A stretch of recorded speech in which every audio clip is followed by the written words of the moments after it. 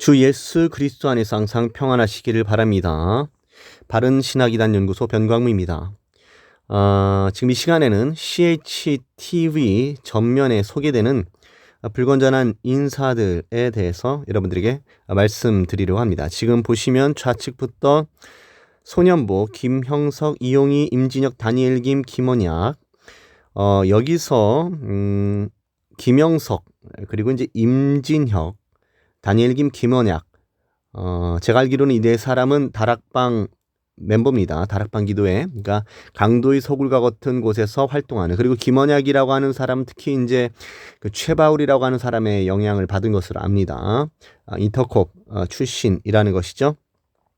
그리고 여기 좌측에 소년보 목사라고 하는 사람은 이제 하나님의 음성을 듣는다고 하면서 어그러진 소리를 하는 사람인데요. 이 사람이 쓴 그 저서를 보면 소위 하나님의 음성을 들었다라고 하는 것을 통해서 어떤 목사교 노릇을 하는 사람이 바로 소년보 목사라고 하는 사람입니다. 그러니까 좀 성향상 보면요, 그 두날개 김성군 목사라고 하는 사람과 좀 유사해요. 그리고 실제로 윤석전 목사라는 거짓 선생을 호평을 합니다. 그 사람이 하는 일들에 감동을 받았다. 제가 이미 소년보 목사라고 하는 사람에 대해서 올린 영상 한 2편 정도가 있을 것입니다. 제가 실제로 저서를 읽고 강평한 내용이니까요. 참조하시기를 바라겠습니다. 그리고 이용희 선교사라고 하는 사람은 제가 계속해서 강조하는 불건전한 거짓 선지자들과 거짓 선생들을 끊임없이 소개하는 브릿지입니다. 에스더 기도운동본부. 그리고 마이크 비클 아이압의 그 영향을 받아서 그런 24시 기도운동을 벌이는 사람입니다. 자, 보겠습니다. 자, CHTV 이렇게 전면에 보면 보세요. 여기 소년보 목사라고 하는 사람. 일본에는 왜 교회가 없을까라고 하는 강론이 올라왔죠. 자, 그 다음에 여기 보면은 이 사람이 누구라고 했습니까? 김형석 목사라고 하는 사람입니다. 여러분 인터넷에 필그림 교회라고 하는 곳이 있는데요. 주의해야 돼요. 필그림 교회에서는 그 불건전한 인사들 또는 신사도 운동권 인사들이 거의 너무 자주 초청되는 그런 교회예요. 김형석 목사라고 하는 사람, 필그림 교회. 그러니까 이 필그림 교회가 예전부터 신사도 운동권 불건전한 그런 인사들을 초청하고 홍보하던 교회가 이제 필그림 교회입니다. 거기에는 이제 김형석 목사라고 하는 사람이 있고요. 자, 다시 살펴보겠습니다. CHTV 소년보, 김형석, 이용희, 임진혁, 다니엘 김, 김원약. 자, 조금 밑으로 내려가 보면은 자 누가 있습니까? 보시죠. 여기 주빌리 메시지. 지금 이렇게 보라색으로 된 게 보통 이제 박호정 계열에서 이제 이런 이게 화면을 이런 배경 화면을 이제 꾸밉니다. 주빌리 하면 이제 박호정하고 이제 연결되어 있는 거예요. 박호정이 강론에서 이미 주빌리에 대해서 이제 얘기를 하고 실제로 그곳에서 활동을 하고 있습니다. 박호정은 제가 계속 말씀드리지만은 신사도 운동권의 대표적인 인사입니다. 자, 보시면 자 이렇게 이용희 선교사라고 하는 사람이 강론이 이렇게 소개되고 있고요. 자, 그 다음에 보시면은 이제 또 보겠습니다. 자, 이게 지금 통합국민대에서 거룩한 방파제라고 해가지고 자 이제 이걸 통해서 동성애 반대를 명목을 통해서 제가 뭐라고 말씀드렸습니까? 이용희, 박한수, 박호종 이 세 사람이 아주 그 연합을 하고 있다. 그리고 불건전한 인사들이 계속해서 홍보되고 있다라는 거예요. 자, 다시 보세요. 소년보, 김형석, 이용희, 임진혁, 다니엘 김, 김원약. 또 내려가 보겠습니다. 보세요. 여기 다니엘 김 여기 나오죠. 역사의 마지막 밤을 지내기 위하여 라고 하는 강론으로 이렇게 업링크 되었고요. 여기 보면 임진혁 목사라고 하는 사람이죠. 다니엘 기도의 주요 멤버입니다. 자, 임진혁 목사. 마귀는 어떻게 사람을 사로잡는가. 특히 이제 임진혁 목사라고 하는 사람은 이 마귀론에 대한 강조를 해요. 그러니까 이제 어떤 유기성 목사라고 하는 자나 이제 송기철 장로라고 하는 자가 강조하는 그 마귀론, 그런 유사한 강론 형태가 나타난다라는 거예요. 임진혁 목사라고 하는 사람에게. 자, 다시 보겠습니다. 소년보, 김형석, 이용희, 임진혁, 다니엘 김, 김원약, 불건전한 인사들, 그리고 불건전한 인사를 홍보하는 사람들, 거짓 선생, 거짓 선지자들이 섞여 있는 것이죠. 자, 계속해서 이렇게 보실까요? 여기서는 뭐 이렇게 뭐 나타나진 않은데요. 참고적으로 뭐 제가 나중에 기회가 되면 살펴보겠지만은 비전 홀리 프레이즈 이런 어떤 찬양팀 조금 의심됩니다. 저는 특히 이제 비전 세대라는 표현을 쓰죠. 제가 계속해서 말씀드리지만 신사도 운동권 인사들 거짓 선지자들이 들었다는 음성이 뭐라고요? 다음 세대라고 하는 음성입니다. 그 감동이에요. 그러니까 용어만 살짝 바꿔요. 이단들은 원래. 그래서 이제 비전 세대 이런 용어를 쓸 수 있죠. 그 남원중앙교회 중고등부. 그래서 어떤 신사도의 영향을 받은 사람들이 특히 이제 신사도 운동권에서 불려지는 그런 찬양에 영향을 받은 뭐 그런 학생들, 그런 찬양팀들이 또 그런 찬양을 퍼뜨리고 다닌다라는 것이죠. 물론 제가 단언적으로 말씀드리는 건 아니지만 이런 식으로 찬송이 전파가 된다. 불건전한 그런. 자, 그 다음에 다시 한번 보겠습니다. 자, 여기도 뭐 이렇게 나타나지 않는데 보세요. 여기 보시면 보세요. 여기 아주 중요합니다. 제가 이미 이전 영상에 올렸는데요.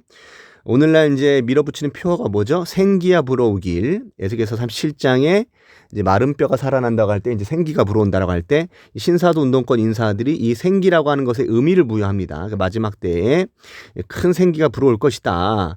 이것을 강조하는 거예요. 그래서 레비스탕스의 이제 김태훈 전도사라고 하는 사람이 이 생기에 대해서 말하고 있고, 그 다음에 에스더기도 운동본부에서도 이제 생기가 불어야 된다라고 제목으로, 제가 기억하기로는 아마 박한수 목사라고 하는 자인가요? 그 사람이 그런 식으로 강론을 하고, 그 다음에 박호종 목사라고 하는 자도 그런 강론을 하고요. 똑같은 강론을 하고 있어요.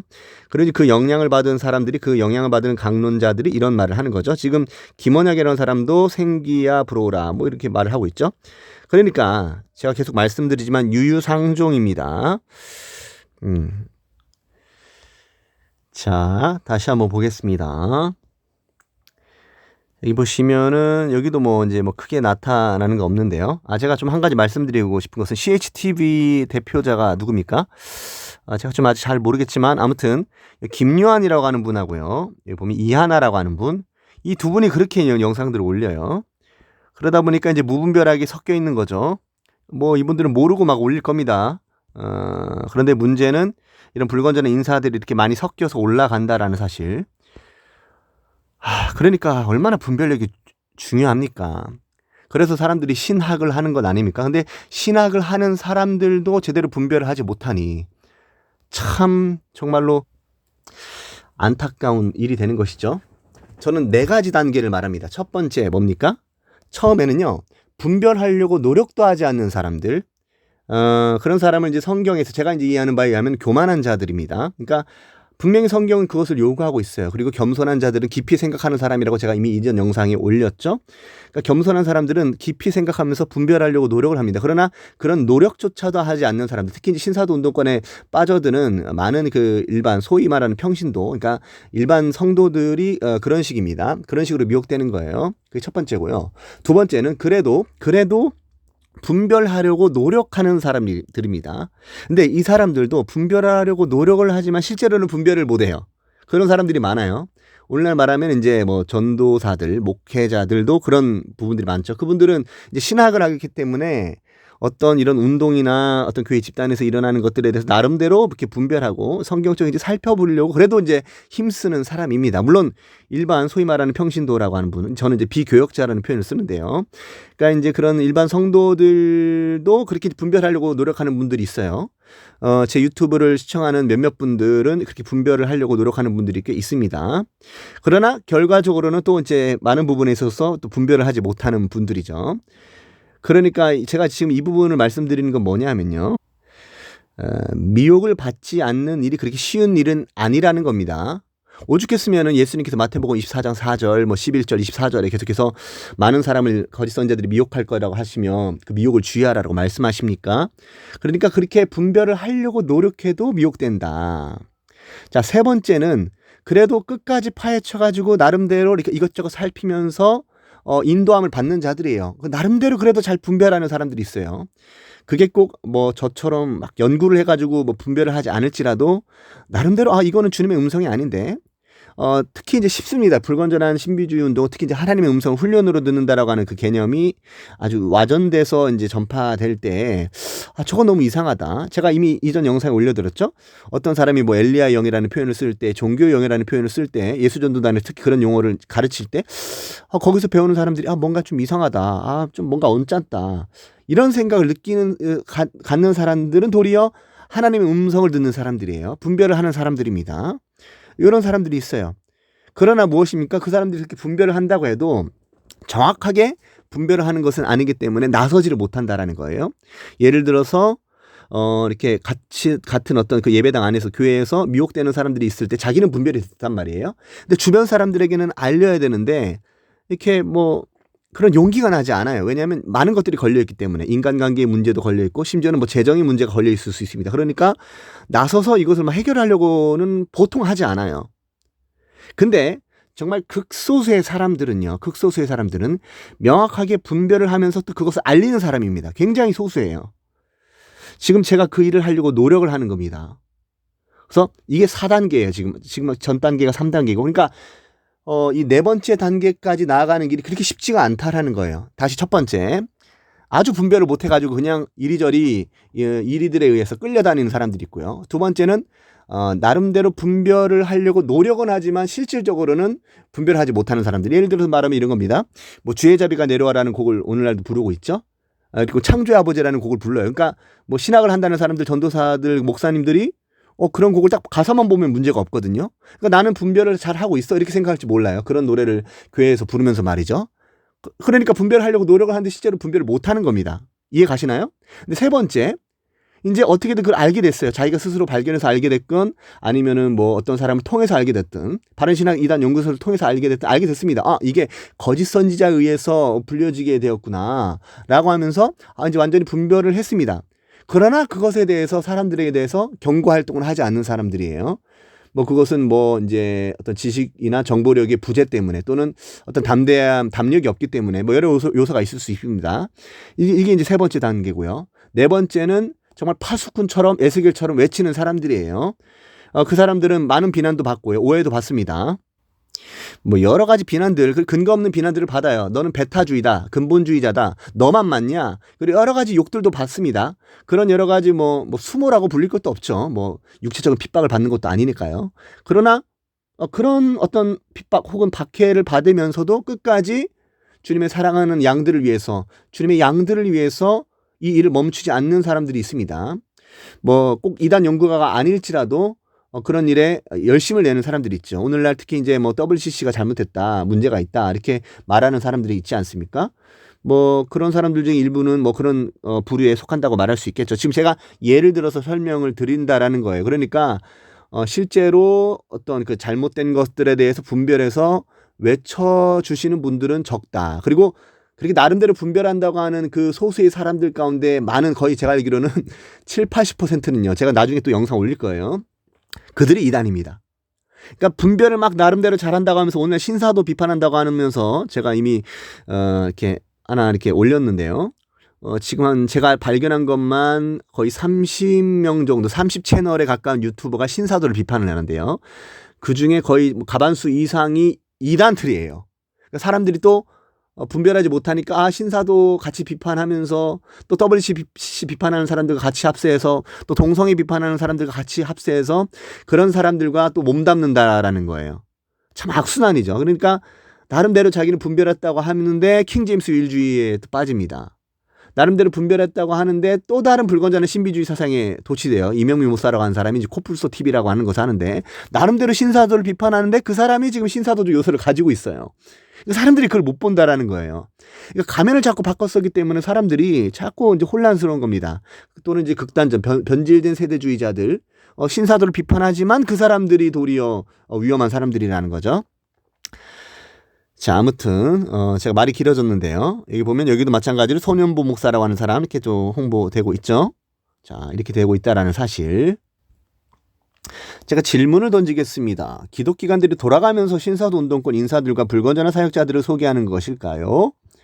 CHTV는 지금 보신 바와 같이 전면에 제가 전면만 봤고요. 실제로 한번 들어갔습니다. 한번 들어가 봤는데 들어가면 들어갈수록 제가 스트레스를 많이 받아서 그냥 안 들어가요. 전면만 보고도 이렇게 불건전한 인사들이 많이 나오는데 들어가니까 이문미 선교사라는 거짓 선생 노릇하는 자도 나오고 많이 나오더라고요. 근데 제가 그 사람들 다 포함시키지는 않았습니다. 그냥 앞쪽 화면만 제가 딱 캡처를 해서 여러분들에게 보여드린 것 뿐이에요.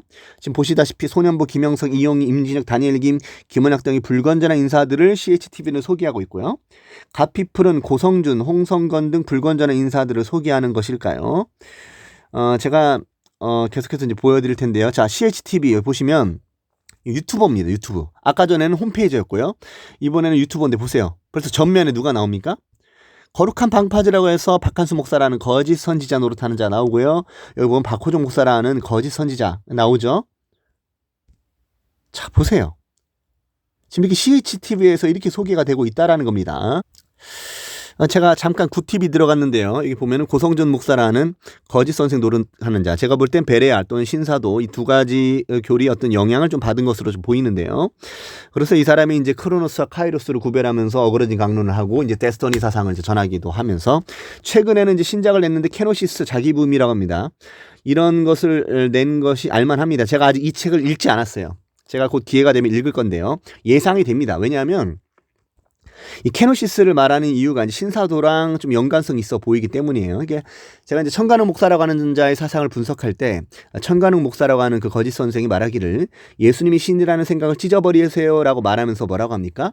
예수님은 우리보다 더한 인간이셨습니다라고 말하면서요. 예수님의 신성을 왜곡을 하는데 몇몇 구절을 사용합니다. 이제 예를 들어서 이렇게 말하죠. 마태복음 4장 1절부터 11절에 보면요.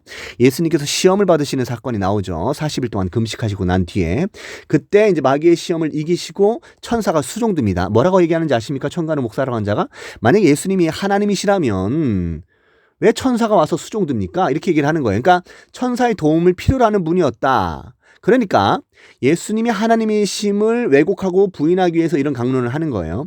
그 외에도 사도행전 말씀에 의하면 하나님이 예수에게 성령을 기름 붓듯 하셨음에라는 말씀을 인용하면서 예수님이 만약에 하나님이라면 어떻게 하나님이 하나님을 또 부어주냐고 그런 말을 합니다. 보세요. 하나님이 성령을 예수님께 기름 붓듯 하셨다라고 하는 그 말씀이 있어요. 근데 만약에 예수님이 하나님이라면 성령도 하나님이시지 않느냐. 그러면 어떻게 하나님이 세 분도 아니신데 하나님이 하나님을 또 부어줄 수 있느냐. 이런 논리예요.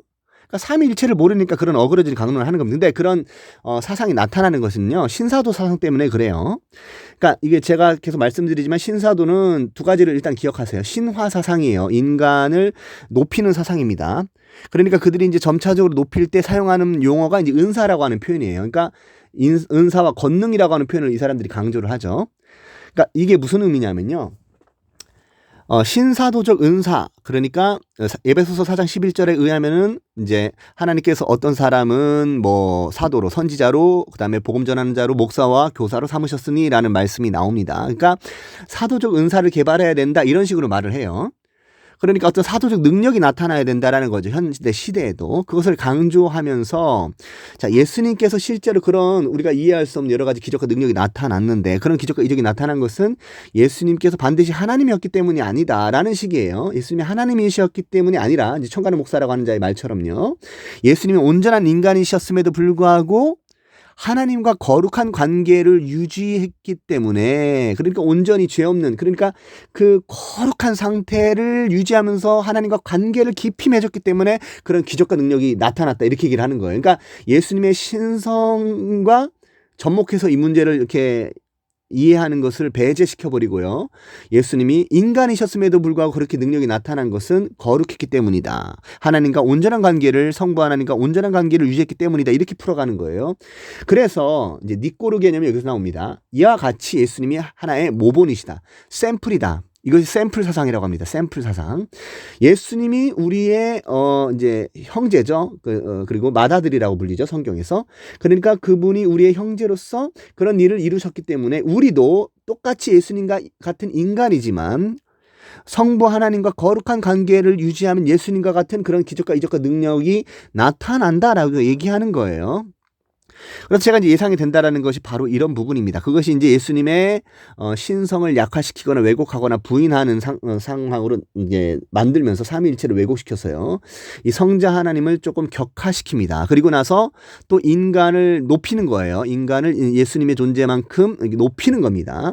그러니까 유자의 사자들이니 아니면 중보자들이니 이런 표현을 사용하는 겁니다. 그래서 그런 사상으로 이제 격상적 임재 체험론을 통해서 이제 신화 사상으로 유도가 되는 것이죠. 마치 예수님과 별다를 것 없는 존재처럼 만들어 버리는 겁니다. 이때 필요한 게 이제 그 신사도 운동에서 말하는 그 가계저주론이나 지역귀신론에서 나타나는 사상 중에 하나는 여기 가계저주론은 이제 기본적으로 쓴뿌리나 견고한진을 얘기하기 때문에 이 세속 임상심리학과 접목이 됩니다. 그때 나오는 것이 이제 자아에 대한 관설이에요. 그리고 속사람 이런 것들을 용어를 통해서 쓴뿌리, 견고한진, 그 다음에 무의식적으로 내재하는 그런 어떤 마음의 상심과 상처에 대해서 얘기를 하면서 그것이 마귀가 견고한진을 형성했다라고 말하면서 이제 그 어떤 지역귀신론적 개념을 설명하고요. 그래서 이제 나오는 것이 초자아적 개념입니다. 자신의 자아는 이제 사탄에 의해서 이제 죄를 아담이 범한 이후에 인간이 이제 범죄한 자들이 되었는데 그래서 인간은 거짓 자아 상태가 되었다 이렇게 얘기를 하는 거예요. 그것이 이제 송기철 장로를 하는 거짓 선생이 얘기하는 바입니다. 그러니까 이제 우리의 자아는 거짓 자아이기 때문에 이 자아를 부인해야 된다라는 이런 차원이 아니라 비워야 된다. 그러니까 이용규 선교사라고 하는 사람이나 이제 그런 영향을 받은 사람들이 자꾸 이제 예수님이 비었다라고 하는 빌립보서 2장 5절부터 11절을 보십시오. 거기 보면은 그런 근본 하나님의 본체시나 하나님과 동등됨을 취할 것으로 여기지 아니하시고 자기를 비워 종의 형체를 가지사 이렇게 나와 있습니다. 그러니까 성자 하나님께서 자기를 비웠다라고 할 때 그분이 신성을 비운 것이 아니라는 것은 명백한 사실이에요. 이건 신학적 진술입니다. 그분의 영광을 비웠다 이렇게 이해를 해야 돼요. 이걸 케노시스 교리라고 하는데요. 지금 이 케노시스 이제 비움이라고 하는 이 헬라어라는 의미예요. 지금 이것에 대해서 관설을 하는 것이죠. 그러니까 이 자기 비움을 따라가야 된다라고 하면서 어떻게 이제 접목시키겠습니까? 이제 예수님의 자기 비움처럼 인간도 이제 비워야 된다라고 말하면서 이것을 아주 이제 유사하게 이제 접목을 시킬 것이 분명합니다. 여기서 말하는 신사도적 영성 개념 그리고 이제 지역귀신론적 영체 개념이 이것과 접목되면서 이제 고성주 목사라고 하는 자의 어떤 그 카이로스의 개념. 그러니까 이제 그냥 일반적인 시간에서 인간적 시간에서 하나님의 시간이라고 부르는 그런 카이로스의 개념이라고 하는 그 개념을 주입시켜서 이것을 이제 풀어 나갈 겁니다. 그것이 이제 그가 말하는 데스터니 사상이고 크로노스와 카이로스의 이제 격상적 임재 체험론이고 케노시스 교리라고 하는 거예요. 그래서 제가 이제 이 책을 제가 보게 되면 여러분에게 한번 서평을 드리겠습니다. 분명히 이거는 신사도적 케노시스 개념일 것이다라는 그러한 저의 이제 추정적인 견해를 말씀을 드립니다. 여기 분명히 이단 사상이 있을 거예요. 제가 이런 비슷한 책이 나올 것이라고 이미 예상을 했는데요. 이렇게 자기 비움이라고 하는 책을 냈네요. 여기에 신사도적 사상이 숨어 있을 것이다. 이렇게 제가 이제 보는 겁니다. 자, 그리고 다음 보면은 보세요. 이 요나라고 하는 제목으로 이 사람이 누군지 아십니까? 홍성근 목사라고 하는 거짓 선생 노릇하는 자입니다. 이 사람이 이제 김미진 간사랑 항상 동역하는 사람이죠. 김미진 간사라고 하는 사람은 탐욕으로 성경을 해석하는 사람이에요. 제가 이미 이전 영상에 바로 올렸죠. 김록이라고 하는 사람, 이영환 목사라는 사람, 그 다음에 조영기 목사라고 하는 사람 다 이제 번영신학을 전하는 사람이고 그 영향을 받은 사람들이다. 그래서 외국에는 어떤 사람들이 있습니까? 로버트 콜먼이나 뭐 조엘 오스틴이나 이런 사람들이 있다. 제가 잠시 보여드리면 자 지금 보시는 바와 같이 이와 같습니다. 자 조엘 오스틴, 로버트 슐러, 케네스 코플랜드, 케네스 헤긴, 오랄 로버츠, 로드니 하우드 브라운, 베닌 이 두 사람은 같이 사역도 하고요. 친해요. 이거 케네스 헤긴은 이제 이거는 목사라는 거짓 선지자 그리고 조영기 목사라는 거짓 선지자가 이제 또 소개하기도 했던 사람이고요. 조엘 오스틴이 잘 되는 날을 통해서 많은 사람들이 미혹을 받았고요. 다 이제 그런 번영신학의 영향하에 있는 것입니다. 보면 이제 이영환 목사라는 이제 김록이, 자 변승우, 노먼 빈센트 필, 그 다음에 김미진, 이문미, 조윤기 이런 사람들이 다 이제 그 번영신학 한번 저서를 볼까요? 꿈꾼 대로 된다. 그냥 생각한 대로 된다라는 거예요. 믿는 대로 된다. 그러니까 긍정적으로 생각해라. 이겁니다. 자, 긍정적으로 생각하고 잘 될 것이라 생각한다라고 할 때 이 잘 된다라는 의미가 뭡니까? 잘 된다라고 할 때 이제 선하다라고 하는 의미가 아니고 그냥 우리가 뭔가 그래 뭐 암시적 그런 효과를 통해서요. 뭔가를 계속해서 집중하고 그것을 위해 노력하면은 정말로 그 목표를 이루겠죠. 내가 경찰관이 돼야지 하면 경찰관이 될 수 있습니다. 그것을 위해서 노력하다 보면요. 그러니까 이거는 세상적인 것이지 이게 복음과 무슨 상관입니까? 자, 긍정적 사고방식. 그렇게 긍정적으로 생각해라. 생각대로 된다.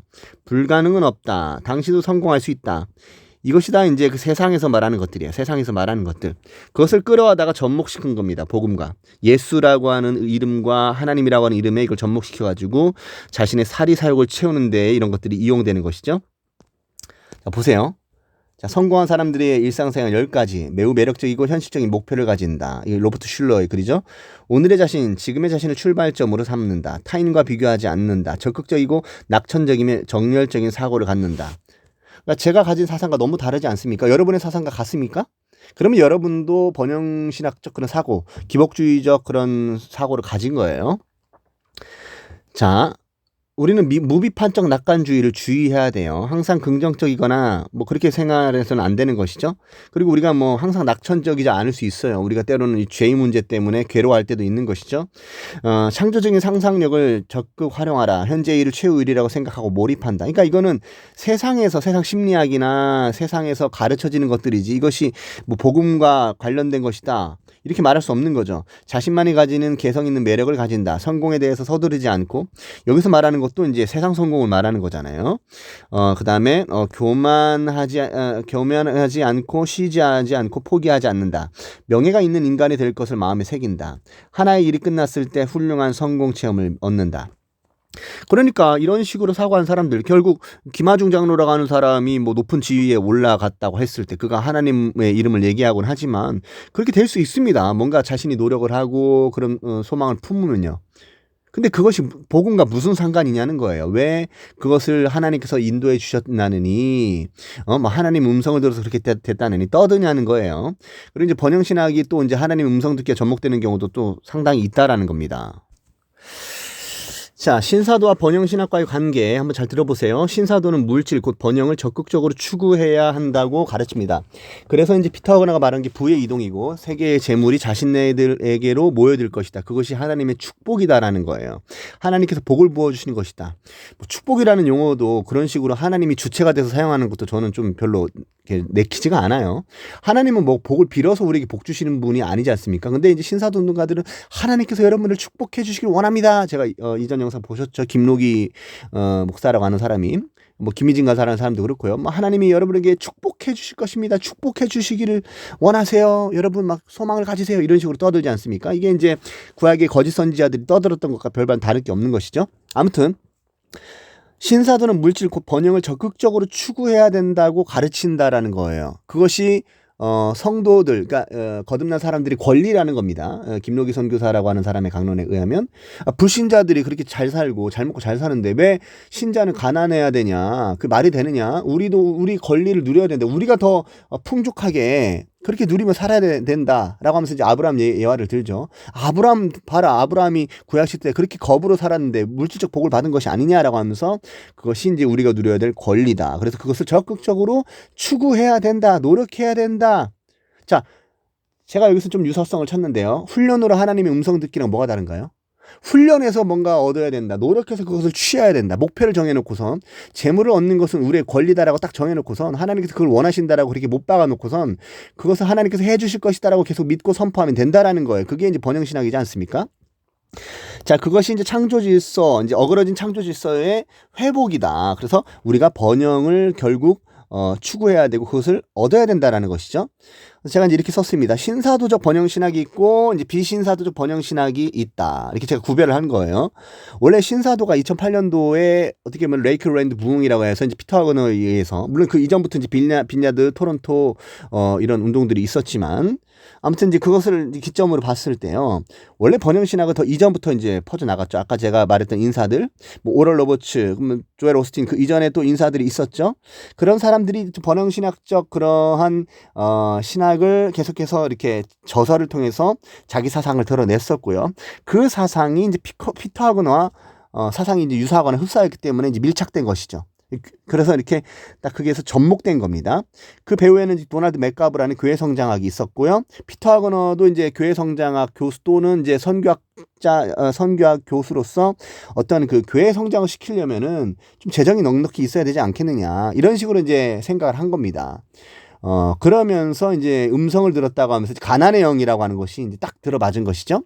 그러니까 재물이 없는 이유는 가난의 영에 사로잡기 때문이다. 이게 가난의 사고체계에 사로잡힌 사람들, 이런 사고체계 일평생 동안 사로잡혔기 때문에 부유하게 살지 못하는 것이 아니냐. 그래서 교회가 항상 가난하고 그렇게 마치 그 가계의 저주처럼 계속 이어져 내리는 것이 아니냐. 요렇게 이제 만들어 버린 거예요. 그래서 가난의 영으로부터 돌파해야 된다라고 하는 것이 바로 이제 부의 이동, 뭐 번영의 영, 엘리야의 영. 그래서 이제 박호정 목사라고 하는 자도 이제 엘리야의 영을 외치는 것이 이제 이세벨의 영과 대립을 시켜가지고 엘리야의 영을 얘기하는 거고요. 가난의 영과 대립시켜서 이제 그 번영을 추구해야 된다. 부의 이동을 얘기하는 거고요. 같은 맥락입니다. 그러니까 이제 이렇게 신사도적 번영신학이라고 이제 얘기를 했죠. 신사도적 번영신학. 이런 것들이 계속해서 전파되고 있고요. 그리고 꼭 신사도가 아니고 불건전 신비주의에서도 이제 번영신학이 나타난다라는 것이에요. 이 배후에는 이미 그 교리적인 왜곡이 있는 겁니다. 그냥 단순히 그냥 그렇게 전해지는 게 아니라 실제로 어그러진 성경 해석 베드로서 3장 16절을 참조하십시오. 무식한 자들과 굳세지 못한 자들이 다른 성경과 같이 그것도 억지로 풀다가 스스로 멸망에 이르느니라라고 말씀하십니다. 그렇게 분란을 일으키거나 거치게 하는 자들을 살피고 그들에게서 떠나라고 우리에게 하나님께서는 성경을 통해서 명령하시죠. 여러분들 이 부분 잘 유의하셔서 이런 어그러진 가르침에 미혹되지 않으시기를 바랍니다. 오늘 CHTV에 대해서 좀 살펴봤어요. 앞으로 뭐 CTS, CBS, 구TV, 극동방송, 그다음에 뭐 가피풀도 있고 규장도 있고요. 한번 제가 다 한번 살펴보겠습니다. 시간이 된다면 다 살펴본 다음에 어떤 어그러진 인사들이 모든 방송사들마다 다 이렇게 홍보가 되고 있는데 특히 강하게 선전되는 곳이 있어요. 제가 계속 말씀드리지만 뭐 가피풀, 뭐 은혜출판사, 요즘에는 두란노에서도 이제 불건전 인사들이 많이 홍보가 되고 있고요. 그러니까 문제가 뭡니까? 지금 제가 생각했을 땐 이제 구TV 같은 경우는 많은 인사들을 홍보하진 않아요. 그리고 조금 제 생각에는 조금 더 분별을 하고 더 검증을 하는 느낌을 받습니다. 그러다 보니까 이런 인사들이 이렇게 적극적으로 소개되지 않고 뭐 이건우 목사라고 하는 자도 그렇고 이렇게 소개가 되지 않습니다. 그러면 어떻게 됩니까? 사람들이 이건우 목사라고 하는 사람을 찾잖아요. 그럼 어디서 찾을까요? 이건우 목사라고 하는 자를 소개하는 언론을 뒤질 것입니다. 그럼 CBS나 CTS에서는 이건우 목사라고 하는 자의 강론을 많이 발견하거든요. 근데 구TV에서는 발견할 수 없어요. 그러면 구TV는 자연히 많이 알려지지 않게 되고 그만큼 위축되는 겁니다. 그러니까 이제 기독교 방송이라는 것도 굉장히 세속적인 경향으로 나아가는 게 분별을 하지 않으면 더 많이 알려져요. 가피풀이 지금 그런 일에 아주 앞장서는 거 아닙니까? 그러니까 뭐 그냥 뭐 2단이건 3단이건 상관없이 분별 같은 거 상관없이 그냥 소개하는 거예요. 가피풀이 그 일에 가장 앞장섭니다. 그 다음에 CBS나 CTS도 아주 불건전한 인사들이 많이 소개되고 있지만 가피풀 정도는 아니라는 거예요. 그 다음에 제가 말씀드린 대로 뭐 이제 구TV 이런데 그래서 이제 제가 앞으로 이제 그런 여러 기관들을 좀 살펴보면서 이런 한국 교회의 고질적인 문제들을 좀 여러분들에게 좀 지적하고자 합니다. 그리고 제 어떤 영상 시청하시는 뭐 신학자들 계시거나 목사님들, 전도사님들, 그 이제 사역자들이 계신다면 이런 부분을 때로는 설교할 필요가 있습니다. 그리고 정말 성도들이 아셔야 될 것이 사람들이 많이 오해를 하는 것 같아요. 특히 목사님들 목회를 하다 보면 힘들죠. 성도들이 많이 늘지도 않고 이런 거짓 교사들이 강론만 계속 듣다 보니까요. 결국 교회를 떠나게 되는 거예요. 그리고 이제 이 사람들의 이제 강론을 집에서 맨날 찾아보는 사람들은요. 말없이 떠나요. 목회자는 그러면 그걸 자기 탓으로 돌립니다. 제가 계속 말씀드리지만 정확한 진단은 완전한 치료의 절반이에요. 근데 목회자들이 진단 자체를 제대로 못 내리는 경우가 상당히 있어요.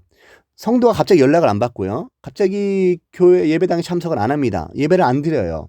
그러면 전에 내가 뭔가 잘못한 게 있나? 내가 혹시 그때 그 말을 해가지고 상처를 받았나? 이것 때문일까? 저것 때문일까? 막 이렇게 고심을 하고 생각을 합니다. 특히 뭐 대형교회 목회자들은 뭐 그런 생각을 할 겨를이 없겠지만 특히 이제 뭐 이렇게 인원수가 많지 않은 교회에서 간신히 한 명 이렇게 양육해놨는데 전화도 안 받고 예배 출석 안 해요. 그런데 그 중에 적지 않은 경우에 뭐가 있을 것이냐 하면요, 이런 사람들이 있다라는 거예요. 이런 자들이 강론을 자꾸 듣다 보면요, 목회자의 말을 안 듣게 됩니다. 왜냐하면 신사도 자체가 분파주의적인 교리 체계를 가지고 있어요. 신학자들이나 목회자들이 종교의 영에 사로잡힌 사람들이다, 바리새인처럼 인식을 시키는 거예요. 이거는 신천지도 동일합니다. 그러니까 모든 이단들이 이 분파주의적 경향은 뭐냐면 기존의 목사님들 지식만 가지고 있는 바리새인들이다라고 하는 인식을 계속 심겨주는 거예요. 그래서 신사도운동권에서 한결같이 종교가 아니다, 관계다, 이런 얘기를 이들이 표처럼 내달고 얘기하는 것이 그런 이유 때문입니다. 그래서 계속 기존의 자신의 어떤 목회자들을 마치 종교의 영에 사로잡힌 사람들, 바리새인의 영에 심취된 사람들로 그렇게 자꾸 듣다 보면, 그리고 이제 이 사람들 특징이 뭡니까? 이 사람들 집회에서 나타나는 그 찬양의 경향성은 굉장히 막 마치 디스코장처럼 막 들고 뛰고 일어나고 풍성한 음악, 이제 마이크 비클이라는 자의 말에 의하면 풍성한 음악이에요. 베델 뮤직이나 캔사스시티에서 흘러나오는 그런 류의 신사도적 음악을 계속 하다 보면 젊은 청년들이요, 그런 음악을 좋아하지 전통적인 그런 그 교회에서 하는 그런 예배를 좋아하지 않는다라는 겁니다. 그러니까 사람들이 그렇게 교회를 떠나게 되는 이유가 있어요. 그러니까 목사님들이 그런 찬양을 하지 않는 이유를 가르치셔야 돼요. 전도사님들이 그런 이유를 가르쳐야 됩니다. 사람들이 와서 물을 거예요. 왜 목사님은 자꾸 CCM 많이 안 부르세요? 왜 예배 시간에 뭐 찬송가만 하세요?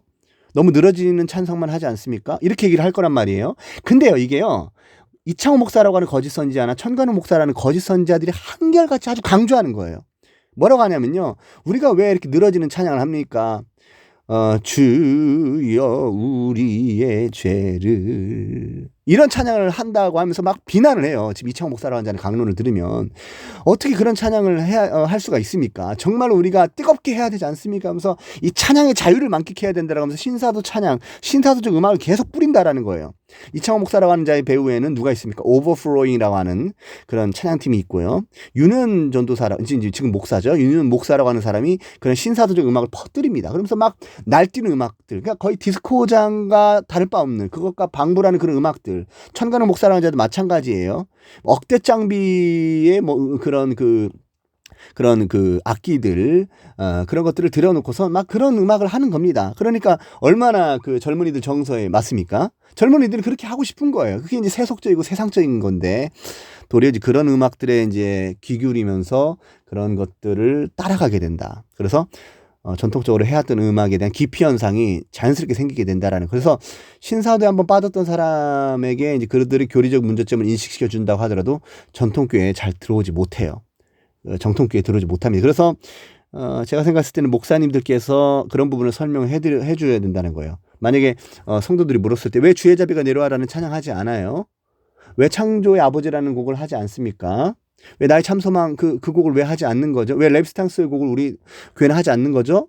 라고 묻기 전에 이미 설교 시간에든지 언제 얘기를 좀 하는 게 좋다라는 거예요. 우리가 그런 곡을 하지 않는 이유는 불건전하기 때문입니다. 신사도적 음악이에요. 그래서 우리는 음악의 사상을 분별하고 그 곡이 누구에게 의해서 쓰여졌는지 분별합니다. 그런 곡은 도리어 미혹으로 유도되기 때문에 우리가 안 하는 거지. 그런 음악을 우리가 안 하는 이유가 있습니다라는 설명을 하지 않고서 그냥 맨날 뭐 시편 찬송만 하고 일반 찬송가만 해도, 물론 뭐 그래도 그걸 부르는 사람들은 부르겠지만, 오늘날 그 젊은 청년들을 좀 납득시킬 때에, 그들이 미혹되는 그런 이유들을 알 때에 그런 것들을 때론 설명이 필요하다. 오늘날 그런 힐송이나 CCM에서 불건전 음악들이 너무나도 넘쳐나고 있다. 그래서 우리는 더욱 성경적이고 신학적으로 검증된 찬양을 하길 원하기 때문에, 더욱 성도들의 영혼과 그 건강에 더 이게 유익이 되는 곡들을 하기를 원하기 때문에 그런 곡들을 하지 않는 것이다 라고 설명을 해줌으로 통해서 신도들이 그것을 공감할 수 있게끔 해줘야 된다라는 겁니다. 자, 이상입니다.